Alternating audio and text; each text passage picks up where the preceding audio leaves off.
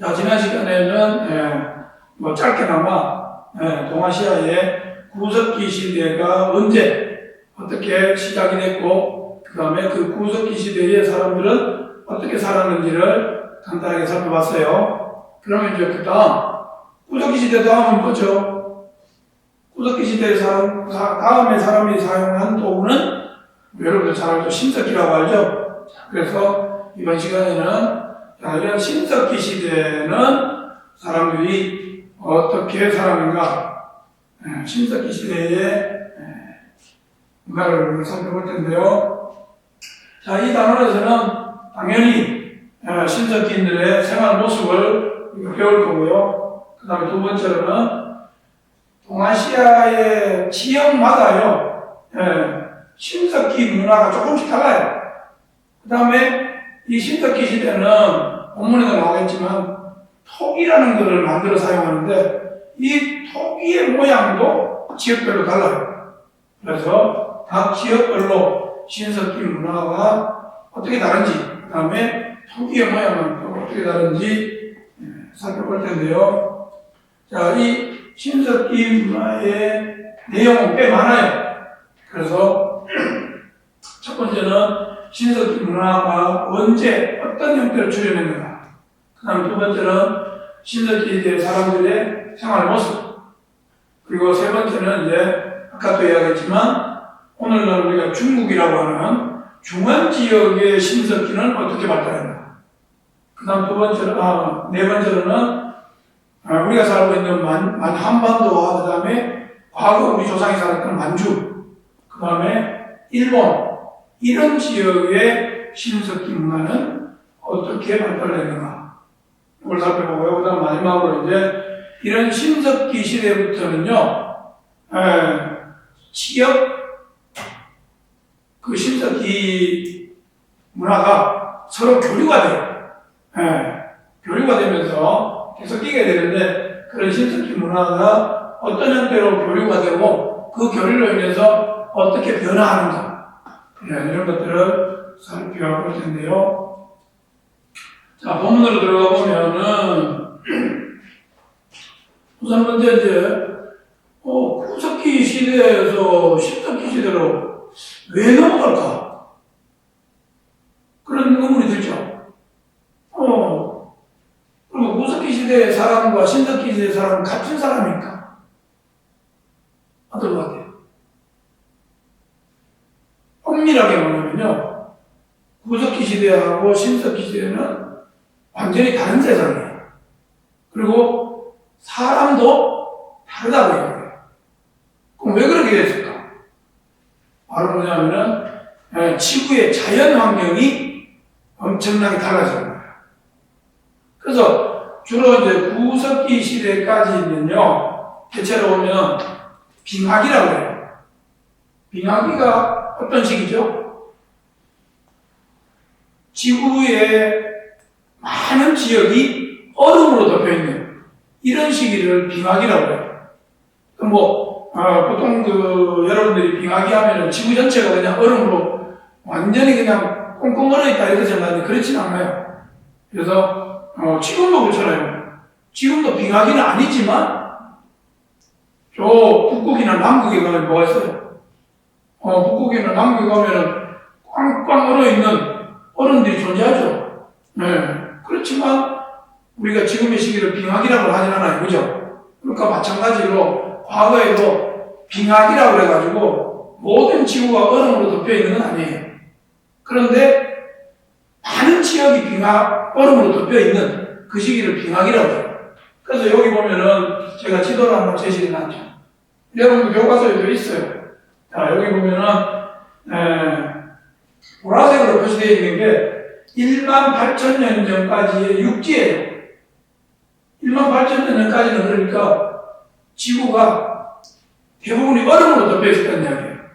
얼음으로 덮여 있어요. 그러다 보니까 어때요? 얼마나 추웠으면 바다도 어때요? 얼음으로 덮여 있었다는 이야기예요. 그러다 보니까 여기 보면은, 지금은 바다지만, 보라색 부분이 과거에는 뭐라는 거예요? 과거에는 육지였다는 거예요. 그러니까 쉽게 말하면은 우리 한반도하고 일본이 어때요? 한반도하고 일본이 붙어 있어요. 그죠? 육지로 연결되어 있었다는 이야기예요. 육지처럼 연결되어 있었던 그런 시대였다는 이야기예요. 그런데 이런 지구의 자연환경이 어떻게 됐다는 거예요? 18,000년 이후 아까 이야기했던 구석기 시대의 사람이 등장하기 시작하는 언제? 기원전 1만 년경 아까 이야기했죠? 그쯤 되면은요 지구의 기온이 점점 올라가기 시작한대요. 올라가기 시작하니까 어떻게 되겠어요? 올라가기 시작하니까 지구를 덮고 있던 얼음이 녹겠죠. 그렇죠. 그 얼음이 녹으면 어떻게 되겠어요? 얼음이 녹으면 아무래도 바닷물이 많아지죠. 그래서 바닷물의 높이가 점점 높아진다는 거예요. 이렇게 되면서 이제 지구의 자연환경 자체가 어때요? 완전히 작아지는 거예요. 구석기 시대하고. 무슨 말인지 알겠죠? 자, 그래서 교과서 본문을 보면 마지막 빙하기가 기원전 1만 년경에 끝난대요. 기원전 1만 년경쯤 되면 이제 빙하기가 사라지면서 어때? 지구의 기온이 따뜻해진다고 그랬죠? 따뜻해지고 지구의 기온이 따뜻해지면 바닷물이 많아지면서 바닷물의 높이 올라간다고 그랬죠? 바닷물의 높이를 뭐라고 그래요? 우리 해수면이라고 그러죠? 그래서 그 해수면이 상승한다고 돼 있죠? 자, 이렇게 되면서 아까 선생님이 이야기했던 것처럼 그전에는 바다가 얼었기 때문에 대부분의 바다가 얼어 있어가지고 한반도와 일본 열도가 하나의 육지처럼 붙어 있다고 그랬죠. 그런데 이제 그 사이에 얼음이 녹아가지고 어떻게 되겠어요? 한반도와 일본 사이에 바닷물이 찼겠죠? 바닷물이 차게 되면서 어떻게? 한반도와 일본 열도가 떨어집니다. 분리됩니다. 자, 이렇게 되면서 이제 동아시아 지역의 자연 환경에 큰 변화가 생기면서 사람들의 생활도 달라지는 거죠. 자, 그래서 이제 아까 지구에도 봤던 것처럼 기원전 1만 년경쯤에 오늘날과 같은 이런 모습이 지구상에 나타났다는 거예요. 그러면서 자, 자연 환경이 변하니까 일단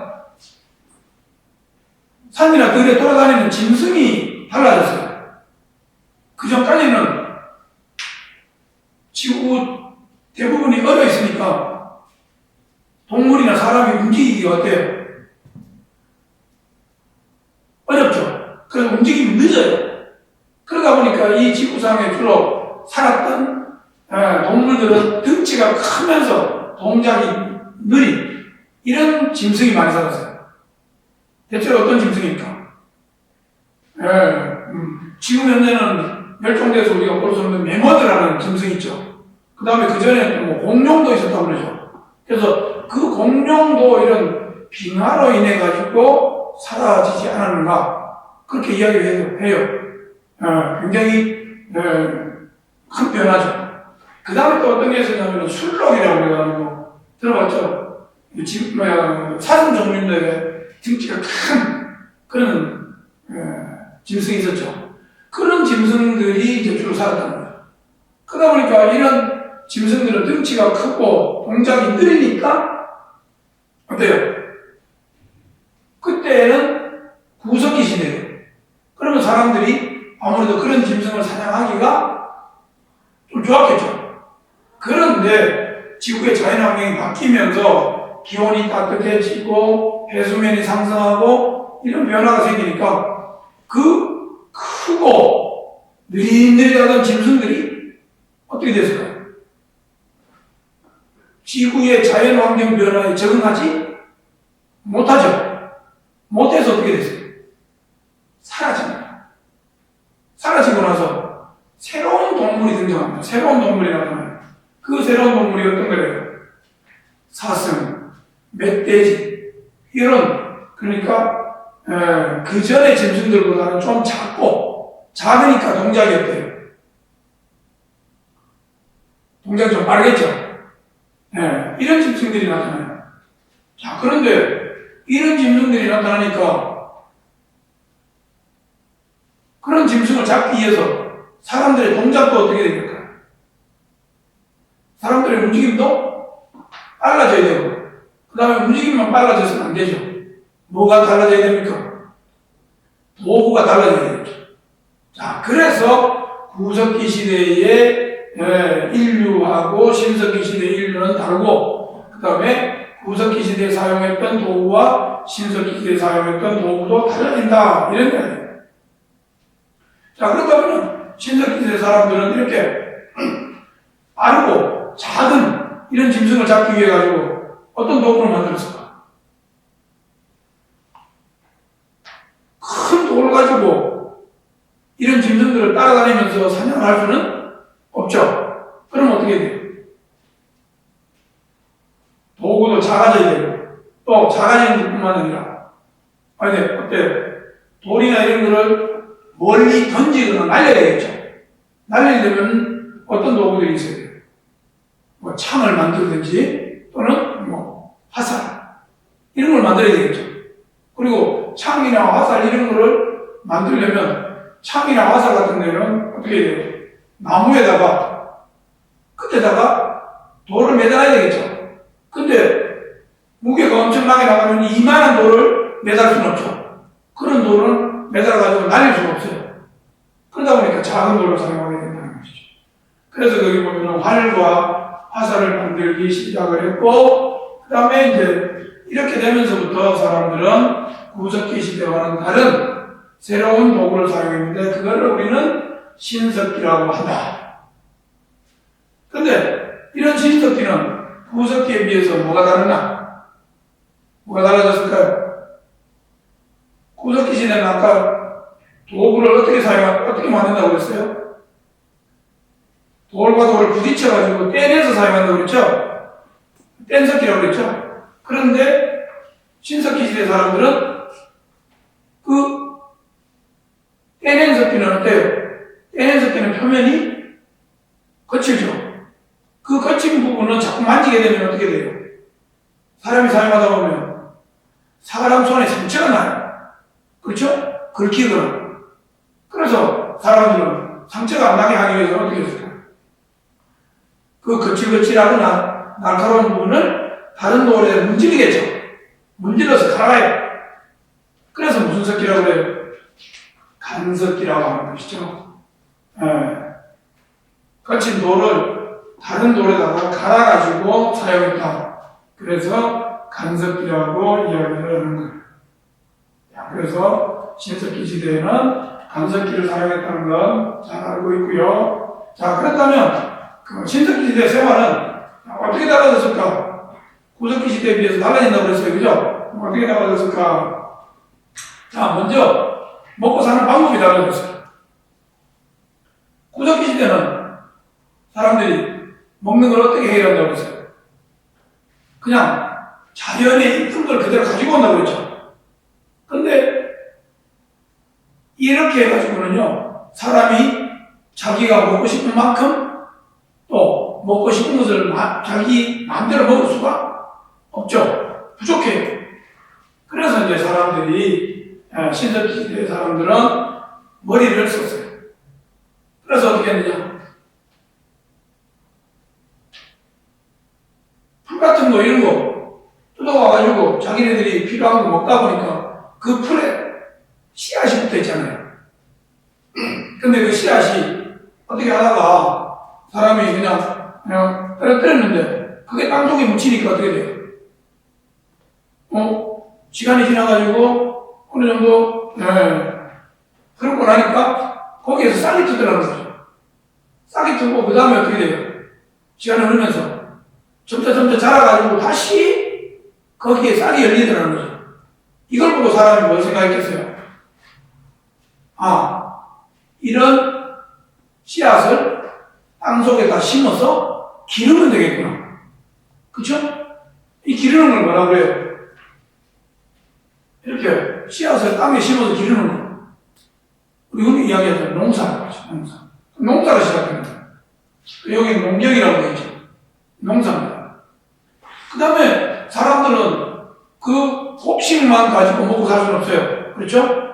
그래서 고기도 먹어야 되는데, 근데 이 고기도 과거에는 그냥 사람들이 머리가 발달하지 못했을 때는 자연에 그냥 잡아왔다고 그랬죠.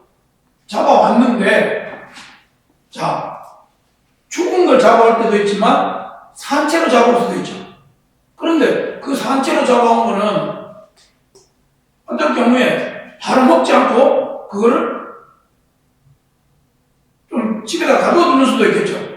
나중에 먹기 위해서. 그런데 세월이 시간이 흐르다 보니까 이 살아있는 짐승이 어떻게 돼요? 새끼를 낳잖아요. 그렇죠? 그래서 여기서 사람들은 어떤 생각을 해요? 짐승을 무조건 바로 잡아먹을 게 아니라 요거를 일정 기간 동안 기르면 그 짐승이 크기도 하고, 그렇죠? 그 다음에 크면서 또 새끼를 낳기도 하는 거죠. 그러니까 이때부터 뭐래요?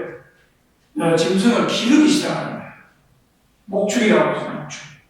자, 그래서 신석기 시대에는 사람들의 먹고 사는 방법이 크게 달라졌다는 거예요. 먹고 사는 방법을 경제활동이라고 해요. 그래서 먹고 사는 방법이 바로 농사를 짓고 목축을 하는 방법으로 바뀌었다. 큰 변화죠. 그 다음에 이렇게 이제 농사를 짓고 목축을 하다 보니까 사람들이 이동할 필요가 없어졌어요. 그렇죠? 그래서 한 곳에 정착하기 시작합니다. 정착. 그런데 어디에 줄로 모여 살았을까? 농사를 짓고 목축을 하는 거예요. 그렇다면은 당연히 사람들이 사는데 필요한 물을 얻을 수 있거나 또는 물고기를 잡을 수 있는 이런 강가나 바닷가겠죠. 그래서 세 번째 줄에 보면 큰 강이나 해안가를 중심으로 한 곳에 정착해서 살기 시작하는 거예요. 그리고 농사를 지으려면 사람 손만으로 농사 지을 수는 없죠. 그 농기구 필요하죠. 그래서 이제 뭘 농기구를 만들었겠어요? 당연히 돌을 갈아가지고, 그죠? 자기네들에게 필요한 그런 농기구를 만들었을 거예요. 그래서 간섭기로 농기구를 만들었다. 자, 그런데 간섭기를 만들 때 어떻게 만들까?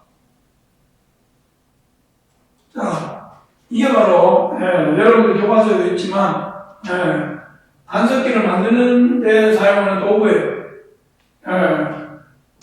밑에 이렇게 평평한 넓은 돌을 뭐라고 하냐? 뭐라고요? 이거를 갈판이라고 해요. 갈판. 그 다음에 위에 이런 갈판이 있으면은 그 위에다가 뭔가 이렇게 가르는 돌이 있겠죠. 이건 갈돌이에요. 자, 이런 식으로 큰 돌을 밑바닥에 놓고, 그죠? 바닥에 놓고, 그 다음에 어떤 돌을 가지고 이렇게 문지르겠죠. 이런 방법으로 주로 간섭기를 만들었다. 그런 이야기고요.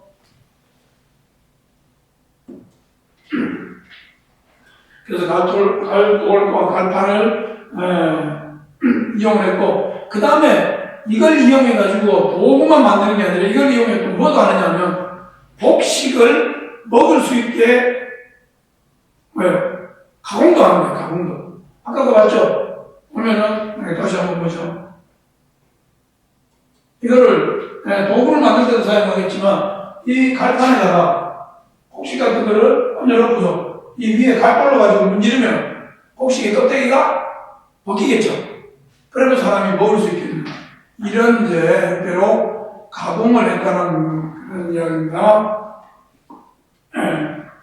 그 다음에 그뿐만 아니라 뼈바늘을 이용했다는 거예요. 뼈바늘. 이제 사람들이 머리가 돌아가니까 강이나 바닷가에 물고기가 막 돌아다니잖아요. 그런데 그걸 잡아먹어야 되는데 사람 손으로 잡기는 굉장히 어렵죠. 그러다 보니까 뭔가 도구를 사용해야 돼요. 그래서 뼈바늘을 이용하고 그 다음에 그 뼈바늘을 이용해가지고 옷감도 만들고 그 다음에 짐승 잡기 위해서 그물도 만들고 이런 식으로 생활이 이제 바뀌었다는 것이고요. 그 다음에 가장 큰 생활의 변화가 뭐냐면요. 구석기 시대에 사용되지 않았던 게 사용돼요. 그게 뭐냐? 바로 토기죠.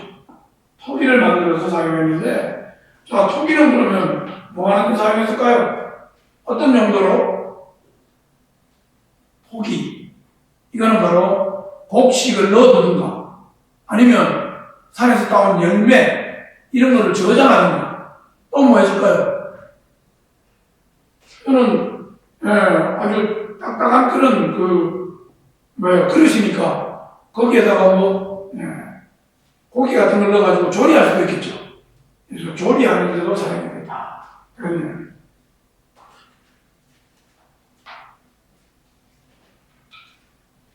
자, 이렇게 되면서 이제, 사람들은, 먹고 사는 게 행해졌어요. 그래서 밑에서 네 번째를 끝부분에 보면은, 고기 종류, 어류, 그 다음에 조개, 이런 바다의 자원도 따다가 먹고요. 그 다음에 고기를 잡고 조개를 채취하기 위해서는 아까도 이야기했지만 바늘도 있어야 되고, 그죠? 그 다음에 낚시기구도 있어야 되고, 그 다음에 그물도 사용된다.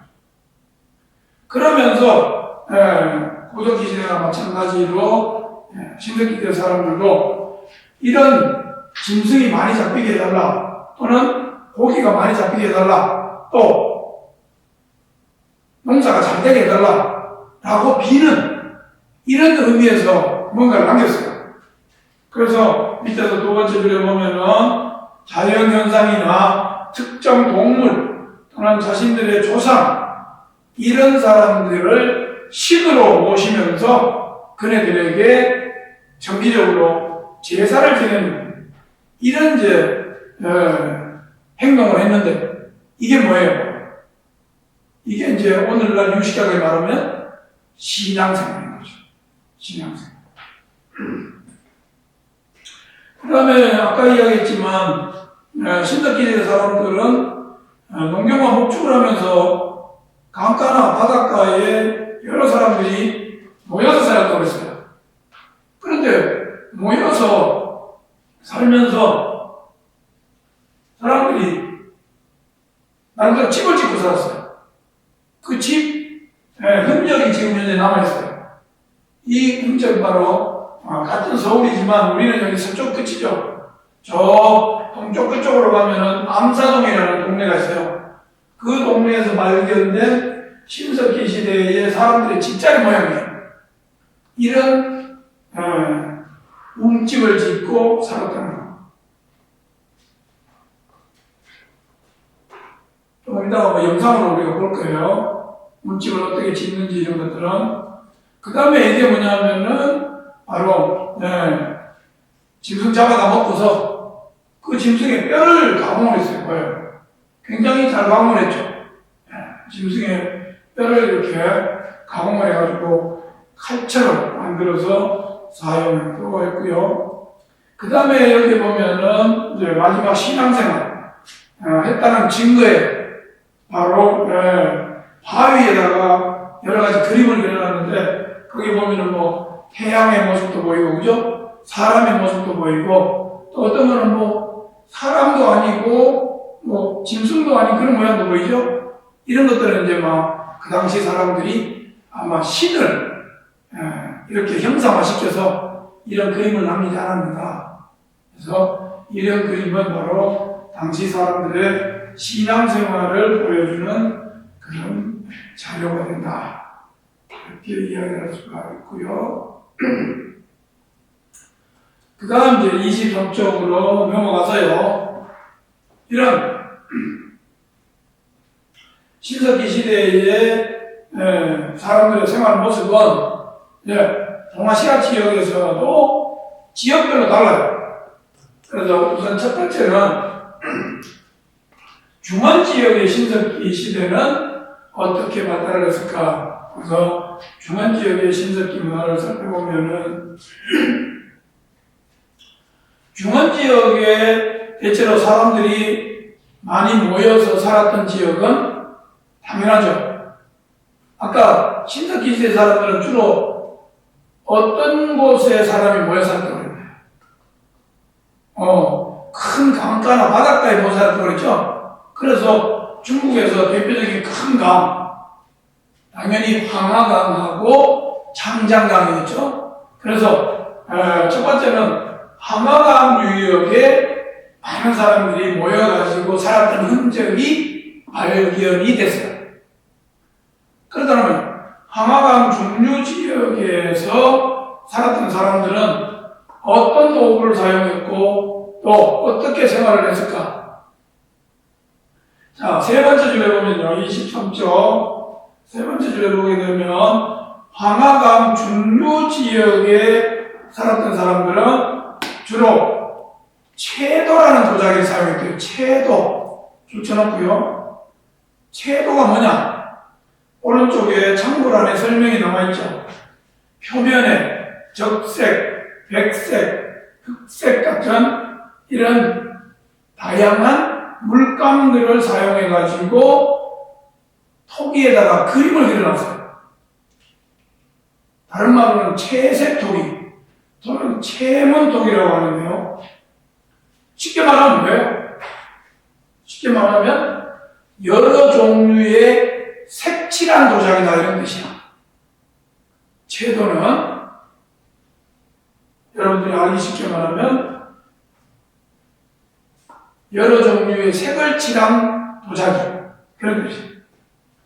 자, 이렇게 황하강 중류 유역에 사람들이 모여서 색칠한 도자기를 사용했던 이 문화를 뭐라고 하느냐? 이 문화를 중국에서는 양사오 문화라고 해요. 양사오 문화. 줄 쳐놓고요. 그 다음에 이런 양사오 문화만 발견된 게 아니라 또 한 번, 황하강 하류 유역에서도 또 한 지역에서 사람들이 신석기를 사용하면서 생활했던 유적이 발견됐어요. 이 유적을 뭐라고 하느냐면은 다원커우 문화라고 해요. 다원커우. 줄 쳐두고요. 그런데 다원커우에 살았던 사람들은 어떤 도자기를 사용했답니까? 초창기에는 주로 붉은 색깔이 칠해진 도자기를 사용했대요. 홍도라고 되어 있죠. 홍도 줄 쳐두고요. 그러다가 이 지역 사람들이 시간이 점점 흐르면서 도자기의 색깔을 바꿔요. 도자기 색깔을 어떻게 바꿨대요? 붉은색에서 검은색으로 바뀌어요. 흑도를 전락합니다. 그리고 이 다원커우의 신석기 문화와 양사오의 신석기 문화가 섞이면서 또 하나의 새로운 문화가 나타나요. 새로운 신석기 유적이 형성이 됐어요. 그 신석기 유적이 바로 룽산이라는 유적이에요. 그래서 룽산 문화 줄 쳐두고요. 자, 요 세 신석기 유적지는 세 가지 신석기 유적지는 바로 좀 전에 이야기했던 것처럼 황하강 유역에서 주로 형성된 그런 신석기 문화라는 걸 알아두면 되고요. 그 다음 이제 다원커우 지역에서 발견된 흑도, 이 흑도를 만드는 기술이 룽산 문화로 이어지고, 그 다음에 룽산 문화로 이어지면서 룽산 지역의 신석기인들은 토기를 어떻게 제작했대요? 토기를 만들 때 회전판을 사용합니다. 회전판. 토기 만드는 거 혹시 본 적 있나요? 보면은 물레라고 해가지고 그 바닥으로 밑에 있는 둥그런 판을 이렇게 돌리는 거 맞죠? 그거를 회전판이라고 해요. 그리고 거기에다가 흙을 얹어가지고 발로 돌리면서 뭐래요? 도자기 모양을 완성해 나가는 거 알죠? 그거를 회전판이라고 해요. 그래서 이 회전판을 사용해서 토기를 만들었는데, 근데 이 룽산 지역에서 발견된 토기들은 대부분 제사에 사용된 토기였다고 이렇게 짐작이 되는 거예요. 재사용 토기. 그 다음에 이 황허강 유역뿐만 아니라 중국 중원에는 또 다른 강, 창량강 유역에도 사람들이 모여가지고 신석기 문화를 만들었다고 아까 이야기했죠? 바로 밑에서 네 번째 줄, 헝무드 문화라고 합니다. 헝무드라는 지역에 신석기 사람들이 모여 살았다 해서 헝무드 문화라고 하는데, 이 지역의 대표적인 도자기는 흑색, 흑도도 있고요. 그 다음 회도, 당연히 뭐예요? 회색의 도자기. 그 다음에 그런가 하면은 붉은색과 회색을 섞어놓은 듯한 도자기. 홍회도도 있어요. 홍회도. 그런가 하면은 그 밖에도 다양한 형태의 간석기가 발견이 됐고요. 그 다음 나무로 만든 농기구도 발견돼요. 그런가 하면은 심지어는 벽시도 발견돼요. 벽시도 발견됐다는 건 무엇 뜻하죠? 벼농사를 이미 지었다는 거죠. 벼농사가 이루어졌다는 걸 알 수 있어요. 그리고 좀 더 특이한 게 있어요. 이 헝무드 지역에서 발견된 유물 중에 아주 특이한 게 뭐가 있냐 하면은, 여러분들 옥이란 게 있죠. 구슬 알죠? 비치 뭐 이런 거 알죠? 진주 이런 거 알죠? 그런 옥을 가공해 가지고 만든 도구들이 많이 발견됐어요. 옥기라고 하죠. 옥기. 자, 그런데 이런 옥기를 많이 만든 이 문화는 헝무드 문화하고 약간 구별을 해서 양주 문화라고 해요. 양주 문화. 그래서 양주 문화로 발전했다 이렇게 이야기를 하는데요. 자, 그렇다면 이제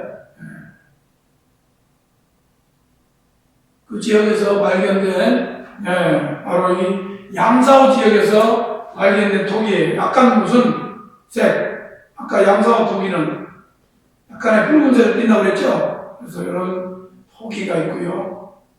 자, 바오커우 지역에서는 이렇게 회색 맞죠?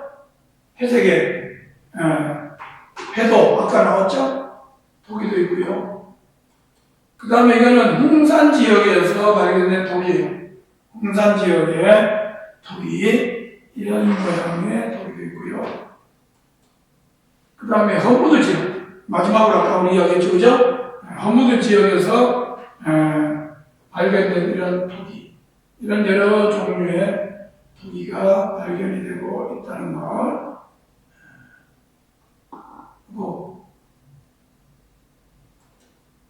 그 다음에 여기에 가면 이제 동아시아 지역에 다양한 신석기 문화가 발견된 지역들이에요.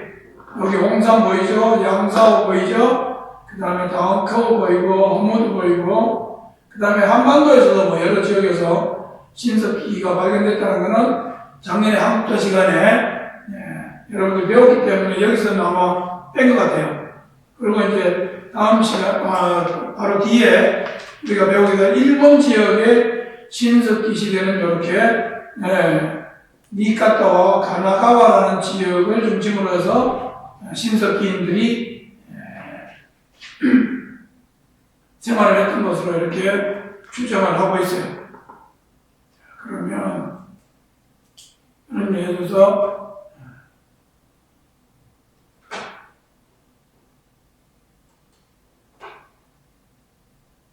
중원 지역의 신석기 문화가 어떤 지역에서 어떻게 발달을 했는지 영상을 통해서 확인하도록 하죠.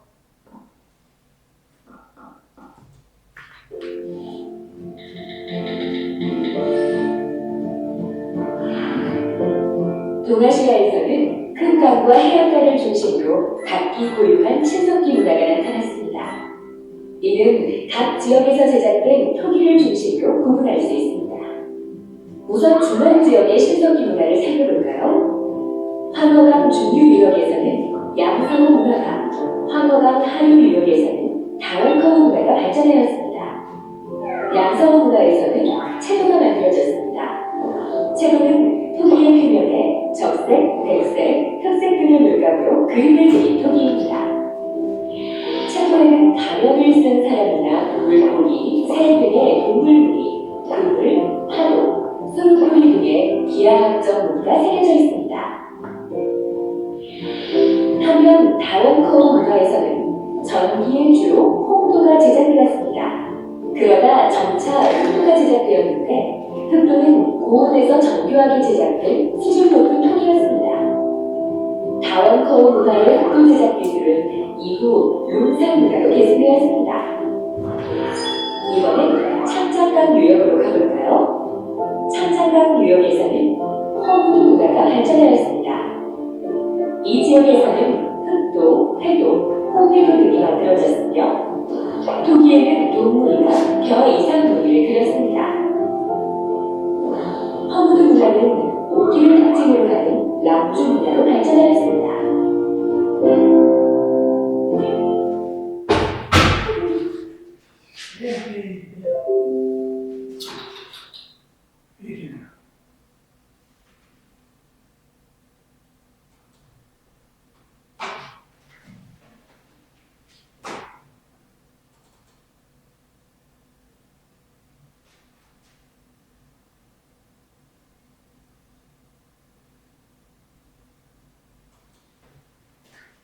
자, 그 다음에 24쪽으로 넘어가서요. 이번에는 이제 우리 민족들이 살았던 만주와 한반도 지역의 신석기 문화는 어떤 형태로 발전을 했을까?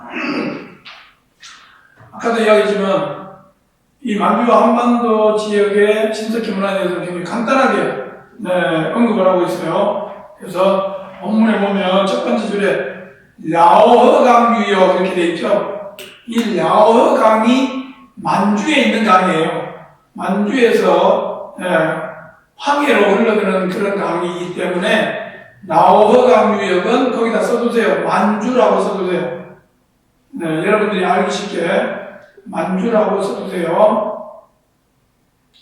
자, 이 만주에서도 홍산 문화와 같은 그런 문화가 신석기 문화가 발달을 했다는 건데요. 이 지역에서는 반동사가 이루어졌다는 그런 흔적이 나왔고요. 그 다음에 사람들이 살았던 주거지도 발견됐어요.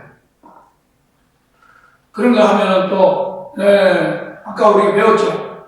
여러 가지 다양한 물감을 이용해 가지고 만드는 도자기 채도도 함께 발견이 됐고요. 그 다음에 돼지머리 모양을 한 용 모양의 옥기, 아까 이야기했던 것처럼 옥을 갈아서 만든 그런 도자기도 발견됐고요. 그 다음에 특별히 사람의 눈만 옥으로 이렇게 장식한 여성의 머리 모양도 발견됐어요. 이런 것들은 조각들이죠. 그리고 이런 만주와 한반도의 신석기 시대에는 사용된 토기가 이른 민무늬 토기, 그 다음에 견무늬 토기, 그리고 나중에 이제 빗살무늬 토기까지 사용이 됐는데요. 자, 이게 바로 견무늬 토기죠. 견무늬 토기, 여러분들 교과서에도 나와 있는 것처럼 보세요. 견무늬 토기라고 하는 것은 토기의 겉면에다가 이렇게 띠와 같은 이런 모양의 무늬를 덧붙였다는 이야기예요. 무슨 말인지 알겠죠? 이런 견무늬 토기가 만들어졌다는 것이고요.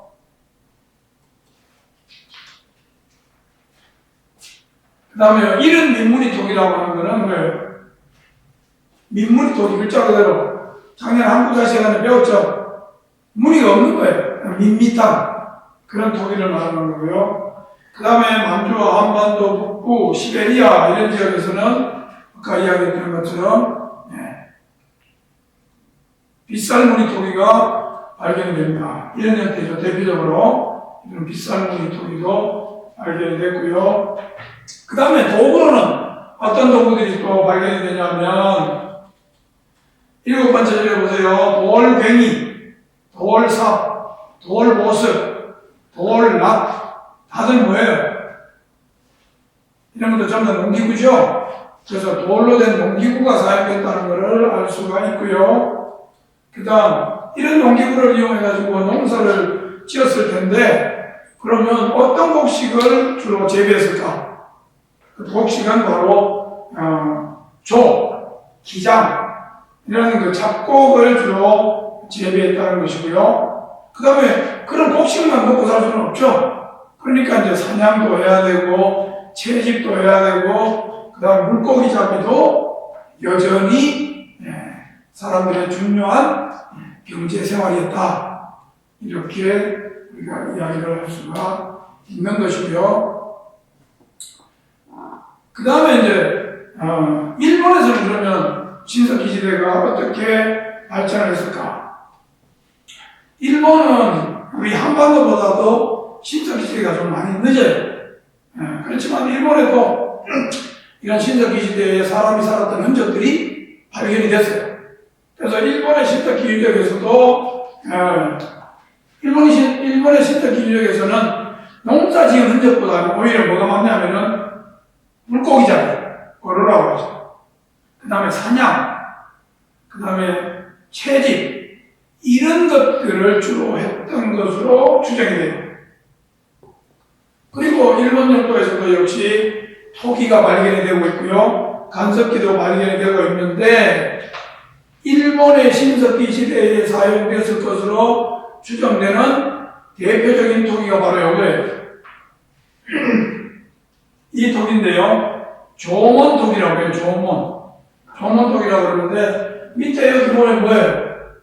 밑에 보면은 뭐 새끼들 같은, 줄 같은 것들이 많이 이렇게 여기에 장식이 되어 있죠. 그래서 조몬이란 말은 일본말로 줄이라는 뜻이에요. 줄. 그래서 여러 가지 줄 모양의 무늬가 있다. 그래서 조몬토기라고 하는 그런 토기입니다.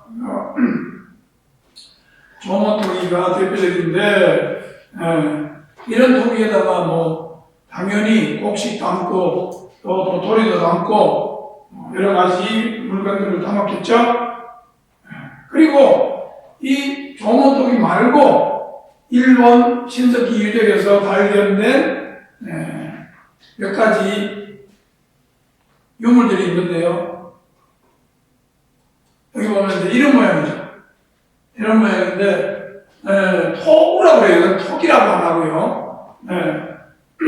흙으로 만든 사람이나 짐승의 형상이라 이런 뜻이야. 그래서 보면은 대체로 여기 보면은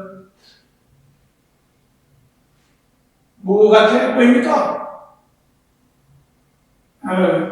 여성의 모습이라고 합니다. 여성의 모습이라고 그러는데 보니까 가슴 부위하고 그 다음에 배, 그 다음에 엉덩이 이런 부분이 굉장히 크게 이렇게 강조가 되어 있어요. 이거 이유가 뭘까요?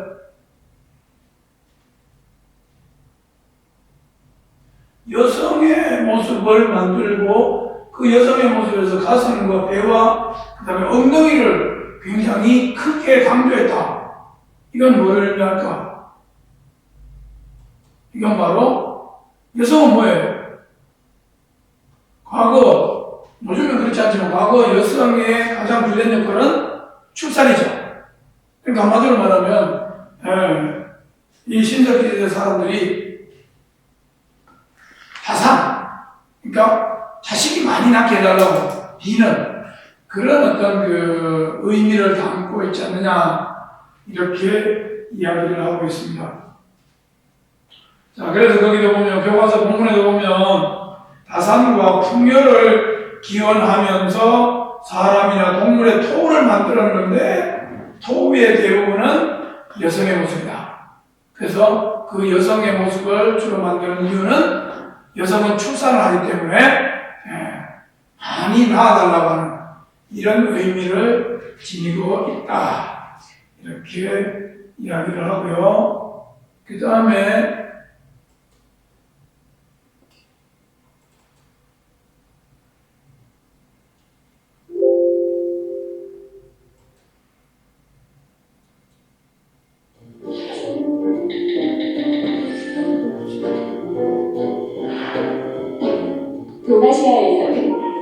유효한 신석기 문화가 나타났습니다. 만주와 한강도, 일본 열도에는 어떠한 신석기 문화가 나타났을까요? 우선 만주 지역의 신석기 문화를 살펴봅시다. 만주의 야오허강 유역에서는 통산 문화가 발전하였습니다. 이 지역에서는 돼지머리를 한 용 모양의 옷기, 눈을 우로 만든 여성 머리 모양의 조각상 등이 발견되었습니다. 이번엔 한반도로 가볼까요? 한반도에서는 신석기 시대 초기에 이른 민무늬 토기와 덧무늬 토기가 제작되었습니다. 이른 민무늬 토기는 대체로 무늬가 없고 두꺼운 것이 특징입니다. 덧무늬 토기는 토기 겉면에 진흙비를 덧붙이거나 겉면을 손끝으로 집어눌러 도드라지게 무늬를 새긴 것입니다. 이른 민무늬 토기와 덧무늬 토기 외에 한반도의 신석기 문화를 대표하는 토기로 빗살무늬 토기가 있습니다. 빗살무늬 토기의 겉면에는 점, 선 등의 기하학적인 무늬가 새겨져 있습니다. 이러한 무늬는 가느다란 흙을 아래에서부터 쌓아 만든 토기에 세기대를 이용하여 표면을 누르거나 그어서 새겼습니다.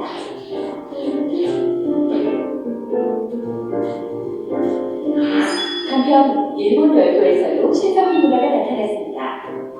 대표적인 토기는 조문 토기로, 조문은 일본어로 새끼줄 무늬라는 뜻입니다. 조문 토기는 오랜 세월을 거치면서 불꽃 모양의 토기로 발전하였습니다. 이 밖에도 일본 열도에서는 다산과 푸르를 기원하며 사람이나 동물 모양의 토우를 만들었습니다.